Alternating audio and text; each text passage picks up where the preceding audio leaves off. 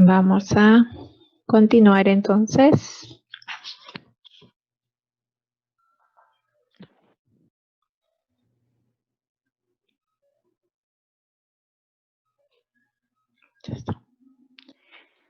Bien, vamos a continuar.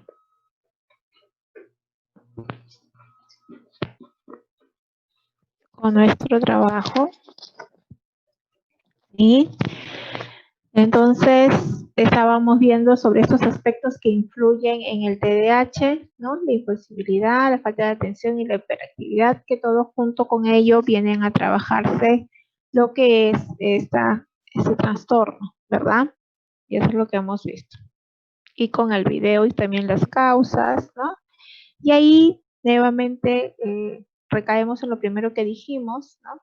Que estas causas se han venido por científicos demostrando que es una conexión, ¿no? Hay una falta de conexión entre la habilidad que tiene el niño de prestar atención, ¿no? Continua y el nivel de actividad en el cerebro, ¿no? Eso es lo que ha sido el liberado. Los investigadores midieron el nivel de glucosa utilizada por las áreas del cerebro que inhiben impulsos y controlan atención, ¿no? Tiene que ver con ello. La glucosa es el recurso principal de energía del cerebro, de manera que el medir cuánto se usa es un buen indicador del nivel de actividad cerebral. Entonces, esta glucosa es la que también debería tener en normalidad los estudiantes. Por eso muchas veces piensan que es por el azúcar, que cuando le das dulce el niño es hiperactivo, y no necesariamente es eso, ¿no? No tiene que ver con ello, ¿ya? Los investigadores encontraron que las diferencias importantes entre las personas que tienen TDAH y aquellos que no, ¿no? Las áreas del cerebro que controlan atención usaron menos glucosa, lo cual indica que fueron menos activas. A raíz de estas investigaciones parece que un nivel menor de actividad en algunas partes del cerebro puede causar esta falta de atención, ¿no? Tiene que ver con la parte del cerebro, entonces, ¿ya? Cuando yo hago una evaluación como la que hemos visto en el video, tengo que ver la parte social, cómo es que esto está dificultando en la parte social del estudiante, ¿no? Cómo es la parte comportamental, cómo está influyendo en su parte emocional del niño y cómo también está influyendo en la parte del aprendizaje, ¿sí? Entonces tengo que ir mirando en esos aspectos, ¿ya? Tengo que ir mirando en esos aspectos entonces. Vamos observando en esos otros aspectos. Cuando hacemos el diagnóstico, ¿no? Debemos registrar la parte médica, como hizo la señorita en el video, ¿no? Pedir esos registros médicos, que me den la tarjeta para ver cómo ha sido su desarrollo, ¿no? Poder saber cómo va en la escuela también, ¿no? Tengo que también pedir eso, sus antecedentes, cómo va ahí en la escuela, si tiene mucho estrés, si son caóticos y cómo los padres y maestros están manejando, ¿no? Por eso que ya le preguntaba a los papás y les decía, ¿no? ¿Y ustedes cómo están actuando? ¿Cómo están trabajando con él? ¿No? Y ahí la señora decía, sí, a veces estamos cansados, a veces nos ayudamos con mi esposo, ¿no? Ahí también tiene que ver mucho ese estrés que sufre tanto el niño como el padre, porque también el niño sufre el estrés a cada rato que le estén diciendo, siéntate bien, no agarres, deja eso, escucha, no estoy hablando de eso. El niño también se le está dando un estrés. Es estrés para el niño y es estrés para el padre. Entonces, como decíamos, qué importante es que el padre también tenga un acompañamiento, ¿no? A la hora de ir al tratamiento, al psicólogo, al terapista, no solamente le va a servir al niño, sino definitivamente que le va a servir al padre para que sepa cómo es que tiene que orientar a su niño y qué es lo que tiene que hacer, ¿no? Entonces aquí tenemos que ir viendo el comportamiento, comparar estos comportamientos para poder ver cuáles son las características, ¿verdad?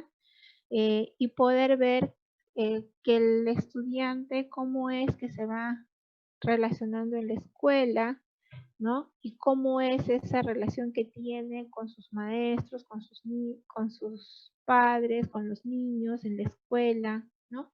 Eso es lo que tenemos que observar en el diagnóstico. También ver en ellos cuán a menudo es que ellos presentan estas situaciones, ¿no? Estos comportamientos, cuántas veces interfiere, cómo es que va en esta situación el niño, ¿no?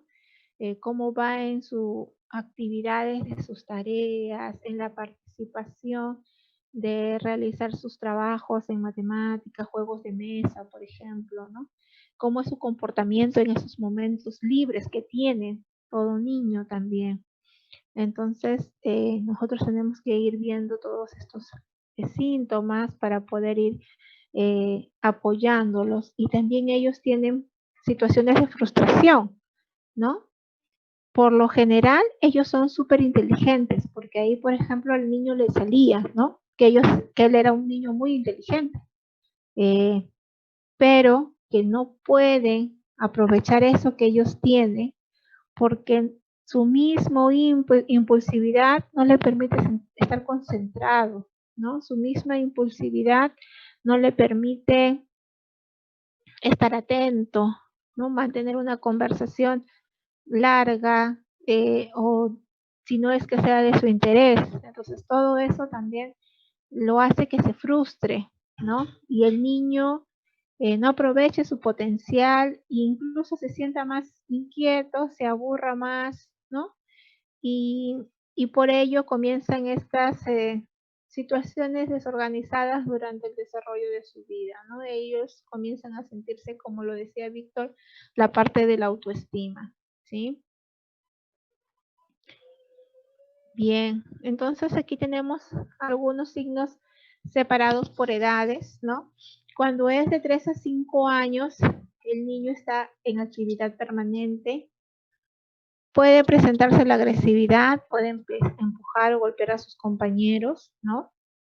Son osados de manera peligrosa, son ruidosos, interrumpen en cada momento, hacen rabietas excesivas, ¿no? Como se frustran, entonces hacen rabietas excesivas, tienen una curiosidad incansable, pueden estar trepando, pueden estar desarmando, pueden estar rompiendo, pueden estar cogiendo, y entonces su curiosidad, si bien es cierto, todo niño de inicial es curioso, ellos son curiosos el doble, ¿no?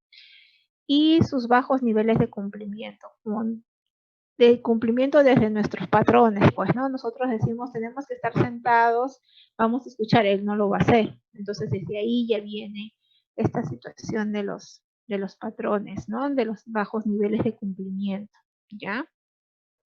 Ya se puede ver entonces desde los 3 años a 5 años con más claridad. Lo vamos a ver desde más temprana edad, pero en esa edad aparece con mucho más notoriedad, ¿ya? De 6 a 12 también continúan teniendo sus signos, ¿no?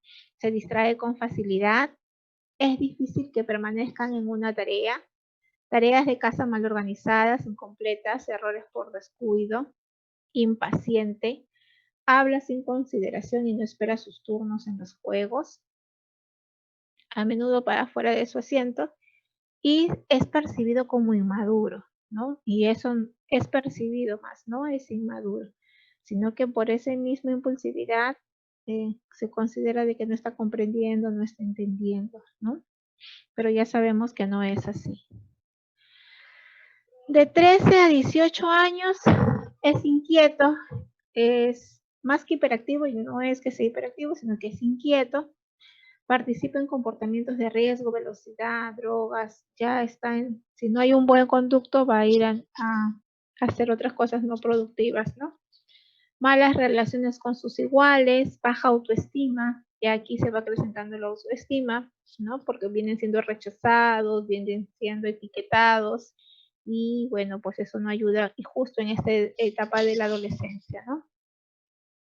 Tienen dificultad con las figuras de autoridad, porque nosotros, como vuelvo a repetir, tenemos un patrón de crianza y queremos lo adecuado desde nuestra mirada, ¿no?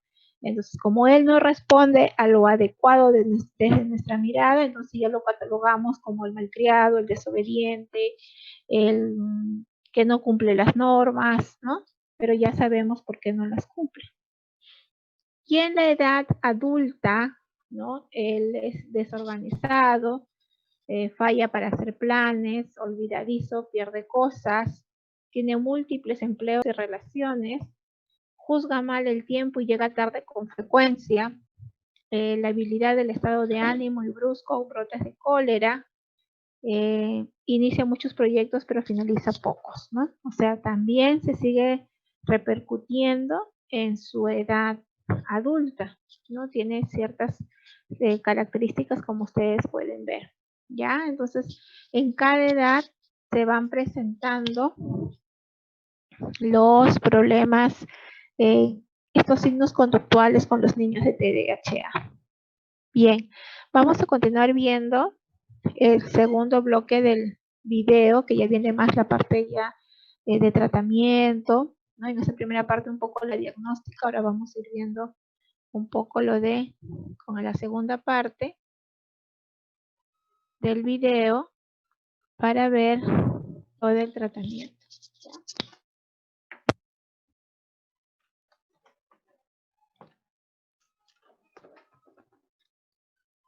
A ver.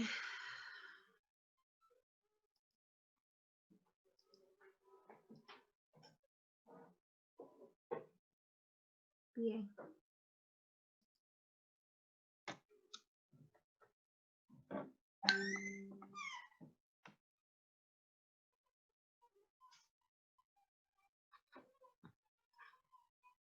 Andrés, tu mamá y yo vamos a hablar de cómo ayudarte a mejorar en la escuela y que no tengas problemas con tus maestros. Sabemos que no te metes en líos a propósito, ¿no es cierto? No. Por lo que observo y por la descripción que ha hecho de su conducta, la hiperactividad, la falta de atención, los olvidos y las interrupciones, podría tratarse de una afección que se llama TDAH, o trastorno por déficit de atención con hiperactividad, que afecta su capacidad para prestar atención y quedarse quieto. Puede ser un gran reto, pero con ayuda puede mejorar. Es tan difícil para él como para las personas que lo rodean. No se está comportando así a propósito porque quiera portarse mal.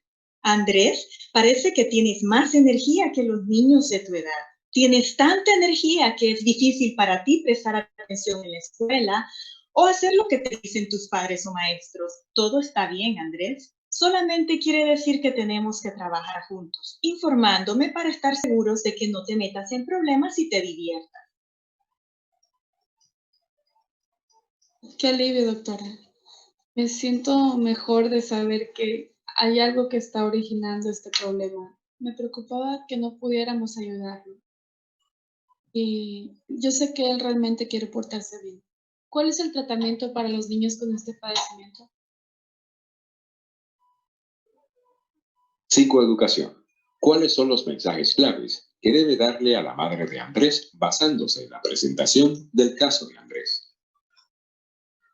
Explique que el niño tiene una condición de salud que causa excesiva actividad y afecta su habilidad para prestar atención. Enfatizar las buenas cualidades del niño a la vez que se identifican sus debilidades. Tranquilice al niño y a sus padres que usted puede ayudarles a mejorar su conducta y a aprender, pero va a requerir compromiso y motivación por parte de ellos. El castigo no es efectivo y puede empeorar la conducta. Acepte y atienda al niño que presenta un trastorno del desarrollo. Sea consistente con respecto a lo que debe o no permitirle al niño.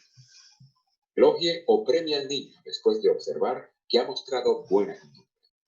Comience el cambio de conducta enfocándose en algunas conductas que piensa que el niño es capaz de hacer. Dé instrucciones claras, sencillas y cortas que pongan énfasis en lo que el niño debe hacer en lugar de en lo que no debe hacer. Nunca abuse al niño.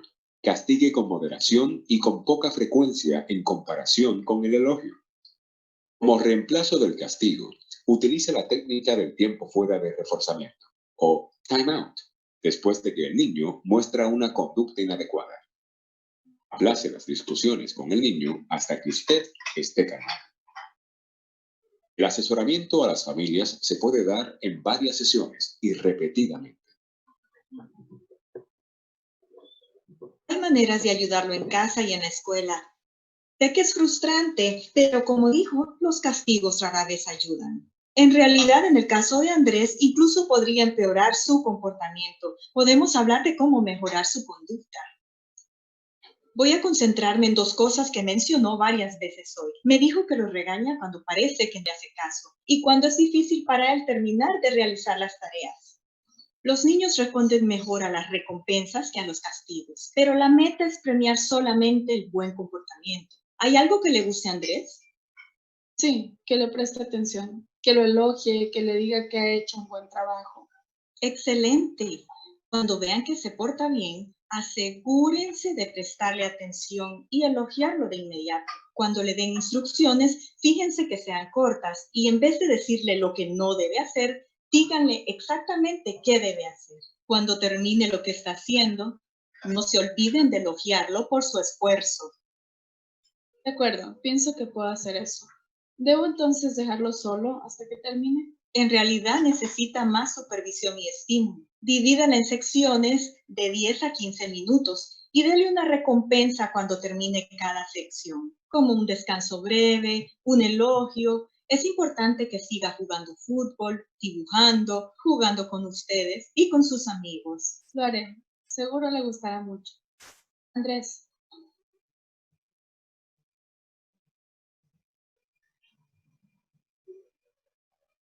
¿Qué otras formas de asesoramiento puede ser dado a los cuidadores?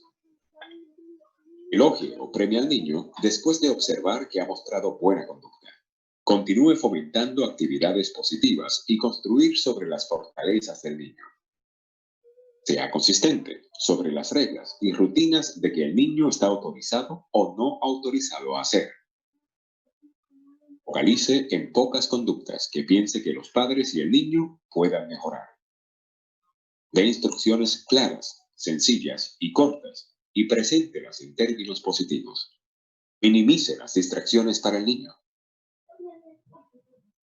El asesoramiento a las familias se puede dar en varias sesiones y repetidamente. Se requiere de mucho tiempo y esfuerzo para cuidar a un niño con TDAH, pero es importante que usted también se cuide. ¿Tiene algún problema de salud? No, me siento bien. ¿Se siente deprimida o cansada, que siente que no puede hacer nada? No, estoy bien. En ocasiones me siento abrumada por las tareas de Andrés, pero mi esposo y mi hermana también ayudan en el cuidado de Andrés. Me da gusto que hay otras personas que pueden ayudarla si la necesitan. Mira mi dibujo. Muy buen trabajo, gracias. No olvides poner tu nombre. Mamá, ¿ya nos vamos? Estamos terminando de hablar. ¿Quiere hacerme más preguntas? No, le contaré a mi esposo de lo que hablamos hoy. Tal vez él tenga alguna pregunta. Sí, y sería bueno que pudiera venir a estas consultas. Anotaré lo que hablamos hoy para que puedan hacer un repaso y también entregarlo a la escuela. Además, me gustaría recibir información de los maestros para saber cómo se comporta allí. Si pudiera pedirles que escriban lo que les resulta más difícil a Andrés en la escuela y traerlo para la próxima cita. Muchas gracias, doctora. De nada. Entonces, para resumir, Andrés parece tener un problema de salud que le causa problemas de atención y actividad excesiva. Recuerde que él no es malo, ni lo hace a propósito. Hay muchas formas de ayudarlo, pero necesitamos que todos se comprometan y sean constantes en la casa y en la escuela. Incluso hay especialistas que pueden ayudar si necesita apoyo. Primero hagamos una cita para dentro de un mes y vemos cómo van las cosas. Chao, Andrés. Nos vemos en un mes. Adiós.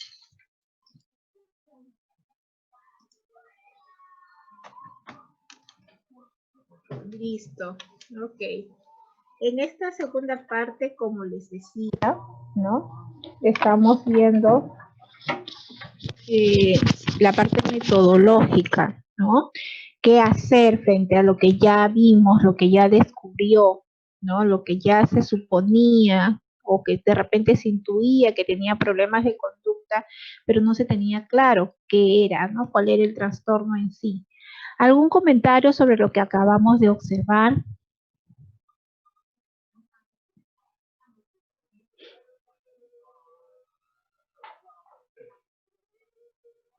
Y es una consulta. El problema del TDAH, ¿esto se genera durante el embarazo?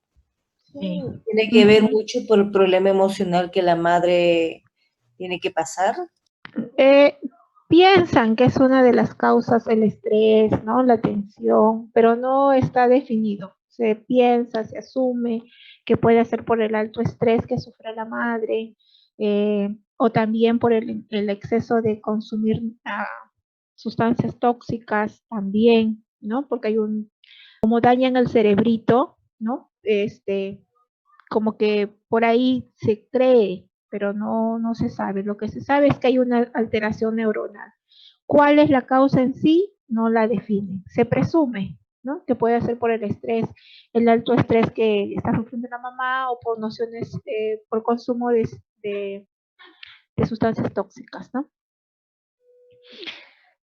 ¿Algo más? ¿Algún comentario sobre lo que hemos visto?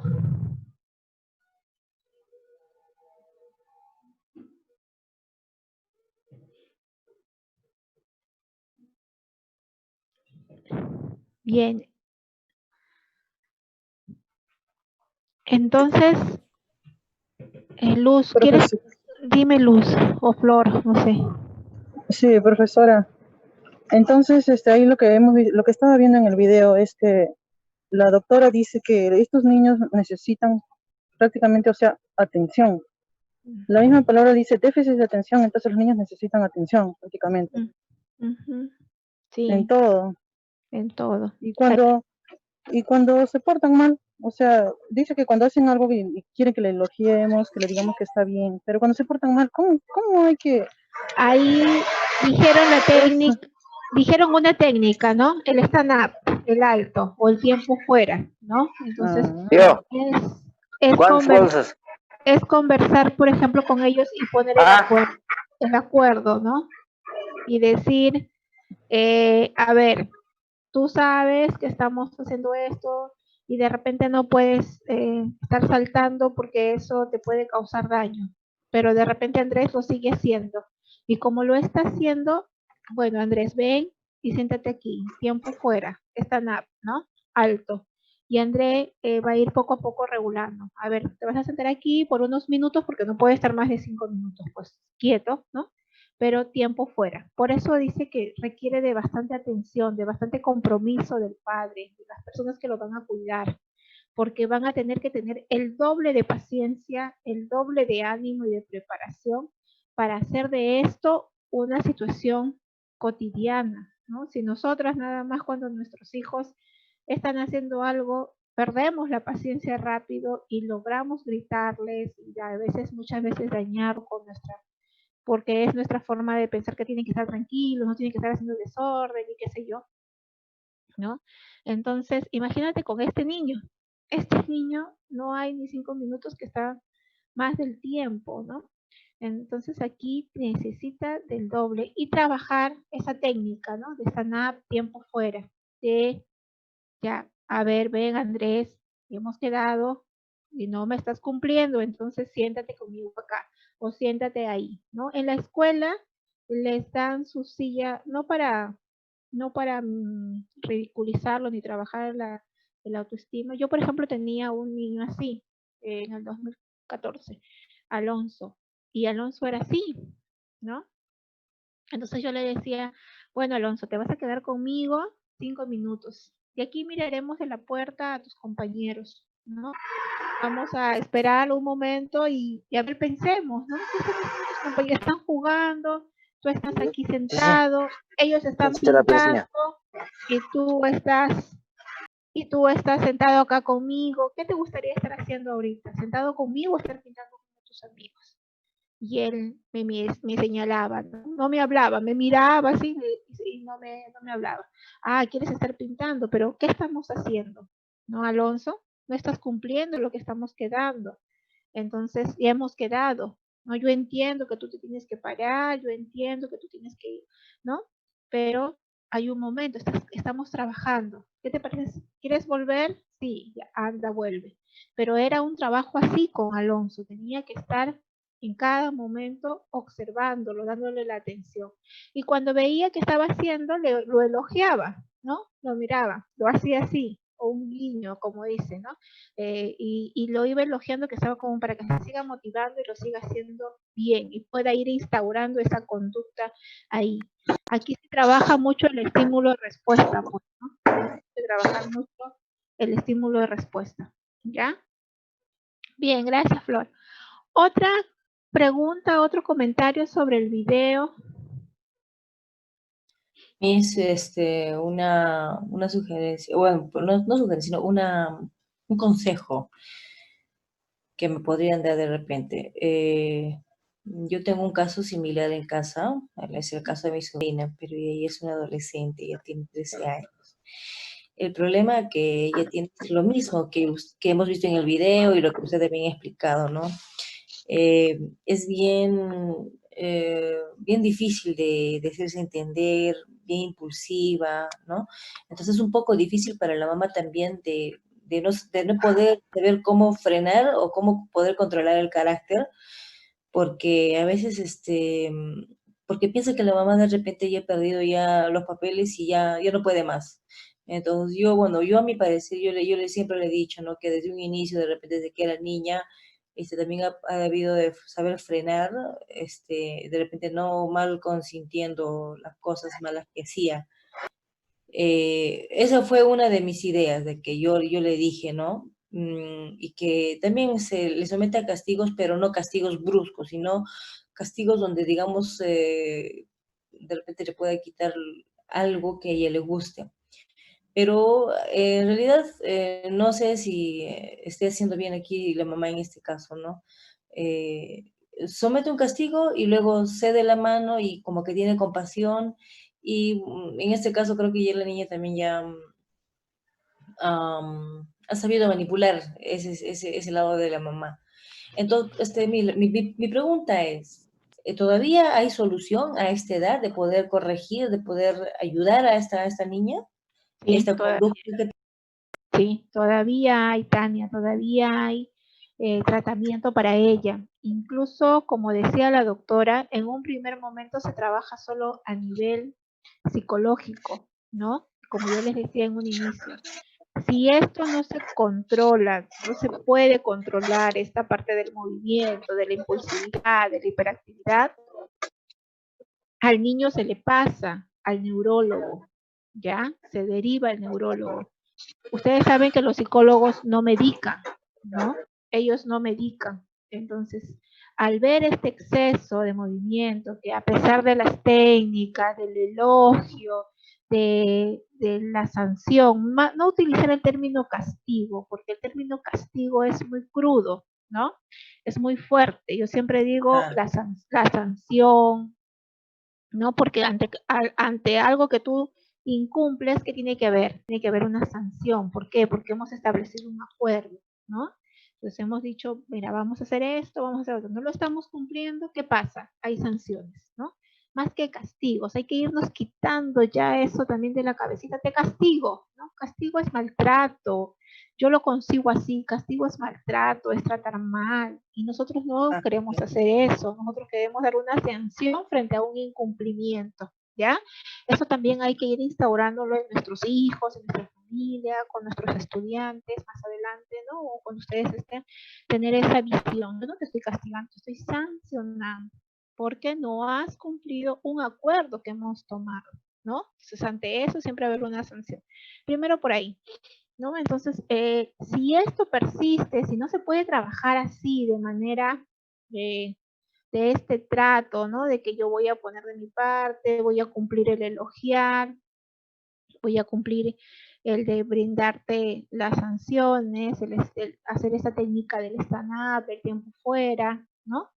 Y que de repente le puedo ayudar a reflexionar en ciertos momentos. Entonces, ahí es donde yo comienzo a tener esta claridad con el estudiante, ¿no? Y con la persona. Y yo, si ya no puedo con eso, si se rebasa, porque también aquí tiene que tener una preparación tu prima, tu familiar, o el padre de familia, tiene que tener una preparación. Por eso es que la doctora le decía a ella, ¿no? Le decía, ¿y usted cómo se siente? ¿Y usted está bien? ¿Usted está físicamente bien? Y no debería ser solamente físicamente si tiene alguna enfermedad, sino emocionalmente también le dijo, no, usted está bien, no está cansada. Y ella le dijo, no, tengo también la ayuda de mi esposo y de mi familiar, no más.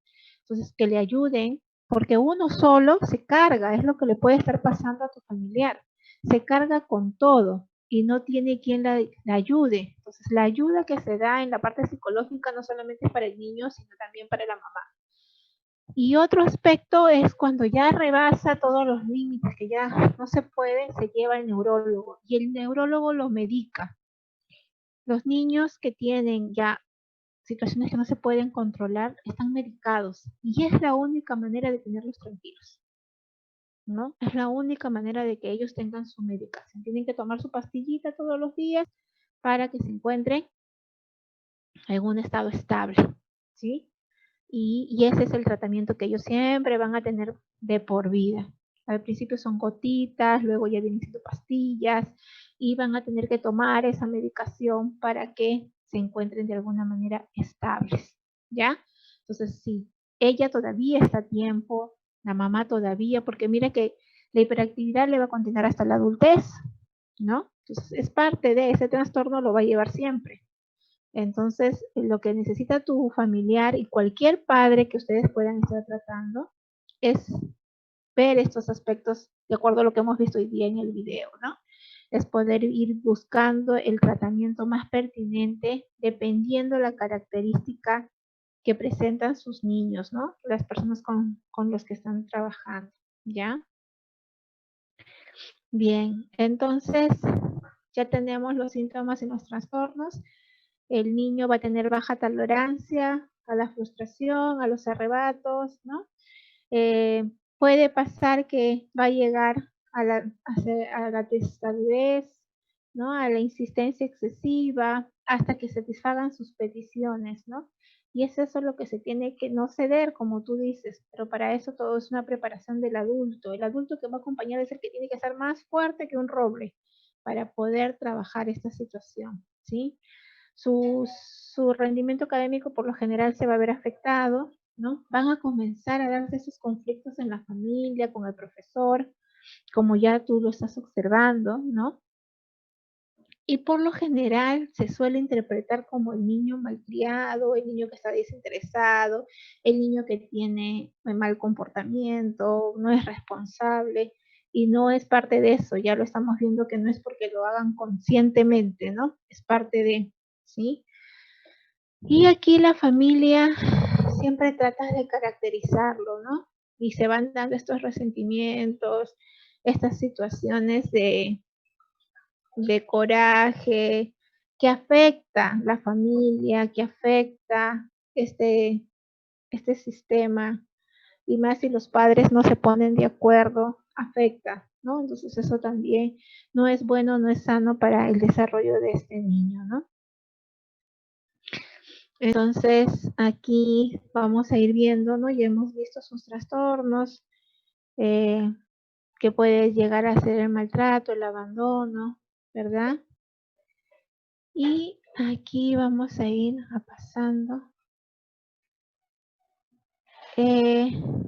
Con los niños con déficit de atención, lo que tenemos que ser breves y directos, como le decía la mamá, ¿no?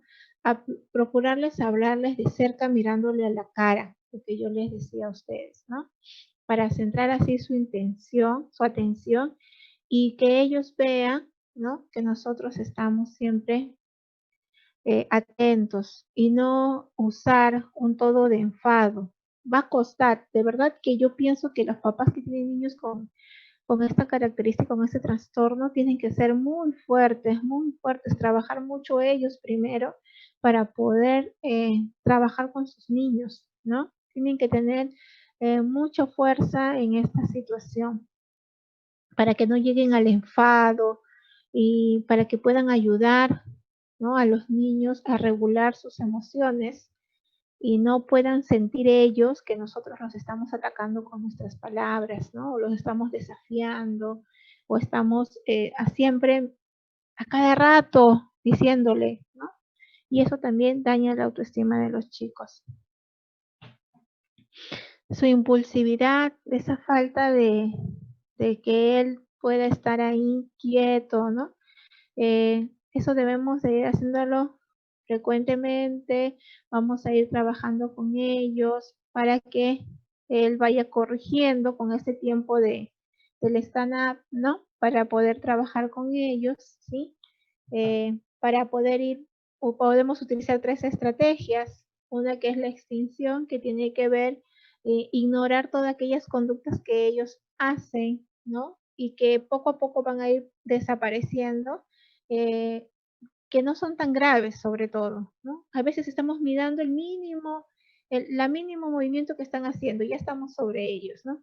Cuando obviamente que hay conductas que sí, hay obviamente que tomarlo en caso, pero aquellas que no son tan graves, no estar ahí tan atentos, ya que sí, porque cogió, por ejemplo, la señora ya estaba cogiendo la linterna, ya la señora estaba sobre eso, ¿no? Entonces ya estaba dándole una mala sensación a su hijo y todo ello, ¿no? A medida que no se le va prestando tanta atención en cosas livianas, el niño también no va sintiendo esa carga, ¿no? Acordar con el alumno gestos que le ayuden a identificar que es momento de parar la conducta que está realizando. Por ejemplo, cuando le guiñemos un ojo, significa que debe de parar de hablar, ¿no? Comenzar a hacer tratos con el niño. Entonces, de tal manera que no sea invasivo la forma de corrección, sino que de repente de una manera armónica podamos establecerle las normas, las reglas o los acuerdos para mejorar, ¿no? Hay que ir poniéndole los límites a estos movimientos, a estas conductas impulsivas. Y cuando vemos que el niño está en demasiado movimiento, ¿no? En esta hiperactividad, hay que darle sus espacios. Hay que permitirle que reparta el material en la clase, hay que permitirle que borre la pizarra, hay que permitir un rato que salga al patio a correr, ¿no? A caminar, para que un poco suelte esa necesidad que tiene de movimiento también. Entonces ahí también podemos ir poniéndole los límites, ¿no? Y otra de las cosas es aplicación del refuerzo, ¿no? Aquí vamos a ir utilizando el buen trato. Eso es lo que necesitan ellos, ¿no? Para que así se pueda ir reforzando conductas positivas en el alumno y no todo sea lo malo, lo malo, lo malo. No siempre estamos mirándole lo malo. Por eso que ahí les decía, hablen en positivo, ¿no? Háblenles en positivo, díganles en positivo, elogien sus logros, ¿verdad? Porque tiene que ver mucho con el buen trato para que ellos puedan ir sintiendo que tienen que ir haciendo las cosas diferente, ¿no? Para que así ellos puedan reforzar esos lazos afectuosos, que es muy importante que ellos se sientan bien. Sí, pues tú tienes una diferencia a los demás, tú estás, pero eso no te hace un niño malo, ni te hace un niño malcriado. Es parte que eso tampoco no justifica que tú lo hagas a cada momento, ¿no? Porque podemos tener tiempo y darnos cuenta que sí, que no. Entonces ahí dialogar con ellos, ¿no? Y poder establecer. Al principio quizás va a costar porque son pequeños, pero cuando ya son adolescentes, como el caso de la sobrina de Tania u otros niños de secundaria, de primaria, ya se pueden hacer estos acuerdos, ¿no? Bien, entonces, justo a tiempo porque ya nos queda menos de un minuto para terminar. Entonces, en esta voy a dejarles los videos en